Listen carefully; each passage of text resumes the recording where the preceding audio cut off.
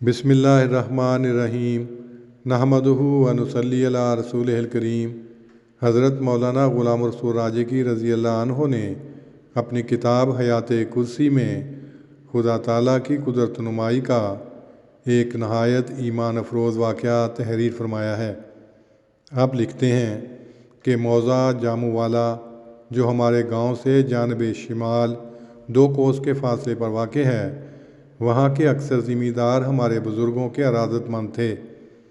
جب انہوں نے جیون خان ساکن ددرہا کی معجزانہ بیماری اور معجزانہ صحت یابی کا حال سنا تو ان میں سے خان محمد زمیندار میرے والد صاحب بزرگوار کی خدمت میں حاضر ہوا اور عرض کیا کہ میرا چھوٹا بھائی جان محمد عرصے سے تپِ دق کے عارضہ میں مبتلا ہے۔ آپ از راہ نوازش میاں غلام رسول صاحب سے فرمائیں کہ وہ کچھ روز ہمارے گھر پر ٹھہریں اور جان محمد کے لیے دعا کریں تاکہ اللہ تعالیٰ اسے بھی صحت عطا فرما دے۔ چنانچہ اس کی اس درخواست پر والد صاحب کے ارشاد کے ماتحت میں ان کے یہاں چلا آیا اور آتے ہی وضو کر کے نماز میں اس کے بھائی کے لیے دعا شروع کر دی۔ سلام پھیرتے ہی میں نے ان سے دریافت کیا کہ اب جان محمد کی حالت کیسی ہے؟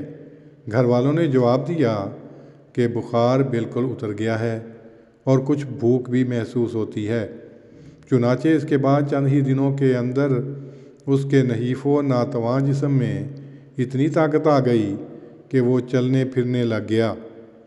اس نشان کو دیکھ کر اگرچہ ان لوگوں کے اندر احمدیت کے متعلق کچھ حسن ظنی پیدا ہوئی، مگر سیدنا حضرت مسیح موعود علیہ السلام کے حلقہ بیعت میں کوئی شخص نہ آیا، جس کا نتیجہ یہ ہوا کہ اللہ تعالیٰ نے مجھے فرمایا کہ اس مریض کو جو صحت دی گئی ہے وہ ان لوگوں پر اتمام حجت کی غرض سے ہے، اور اگر انہوں نے احمدیت کو قبول نہ کیا تو یہ مریض اسی شعبان کے مہینے کی 28ویں تاریخ کی درمیانی شب قبر میں ڈالا جائے گا۔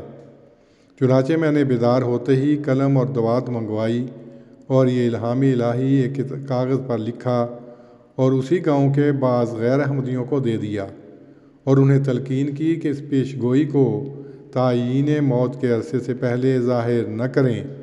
اس کے بعد میں سیدنا حضرت مسیح موعود علیہ السلام کی بارگاہ اقدس میں چلا آیا اور یہاں رمضان المبارک کا مہینہ گزارا۔ خدا تعالیٰ کی حکمت ہے کہ جب جان محمد بظاہر صحت یاب ہو گیا اور جا بجا اس معجزے کے چرچے ہونے لگے تو اس مرض نے دوبارہ حملہ کیا اور وہ ٹھیک شعبان کی 19ویں رات اس دنیا فانی سے کوچ کر گیا۔